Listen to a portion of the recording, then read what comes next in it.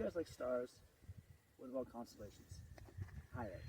My name is Jeremiah Patelski, and I have been fascinated by space since before I can even remember. I am willing to bet that every single one of you has heard of the Big Dipper. My goal today is to teach you guys how to briefly find some constellations. Today, I'm going to be showing you some of my favorite constellations around this time of year. Now, before we get into this, you want to make sure that you're out of town because of light pollution. If you're not, then it could be difficult to spot the constellations. For me, I'm about 10 miles out of town and kind of in the Foxhome area, and just getting far away from the lights will give you the best possible solution. Now, while it isn't needed, you can bring a telescope to these, but a pair of binoculars will also do just fine. Now, starting off, we will be starting with probably the most well-known constellation, the Big Dipper. It is believed that Ursa Major is one of the many lovers of Zeus, god of thunder named Callisto. Zeus's lover at the time, named Hera, found out about Zeus's affair with Callisto, so Hera took it upon herself to turn Callisto into a bear that Zeus later threw away up into the night sky. As of tonight, we can see this constellation on the northwestern area of nightfall as it reaches its high point a little after midnight. While many people think of this as just a ladle, the Big Dipper is actually part of a bigger constellation known as Ursa Major, where it forms a giant bear. Next up is a lesser known constellation, but still one of my favorites. It wraps around Ursa Major like a big hug. It is the constellation of Draco. The word Draco means the dragon in Latin.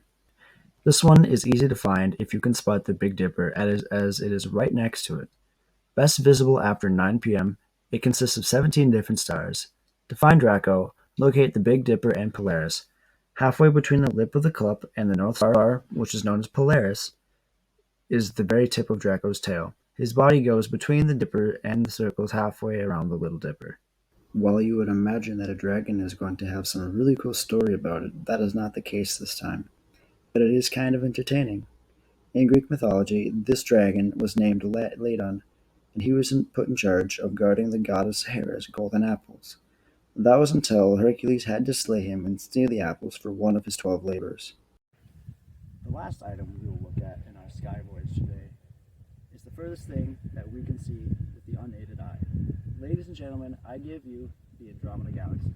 It can be seen from the northern hemisphere until spring, so we are cutting it close. There are two different surefire methods of spotting it. The easiest way to find the Andromeda Galaxy is to locate the constellation of Andromeda. The Andromeda Galaxy is the dim, fuzzy light right above the constellation's left knee.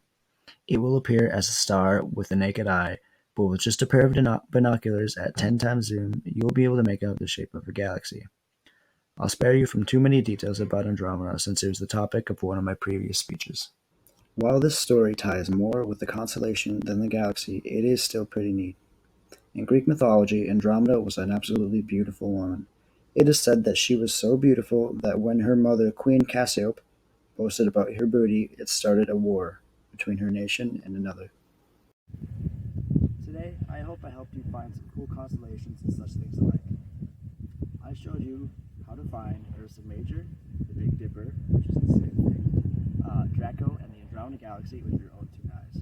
Remember, when going out stargazing, to get as far away from city lights as possible for the best results. I think this kind of stuff is really cool, and I hope that you guys can take it out for a spin one day. Ladies and gentlemen, thank you for listening, and happy Stardom.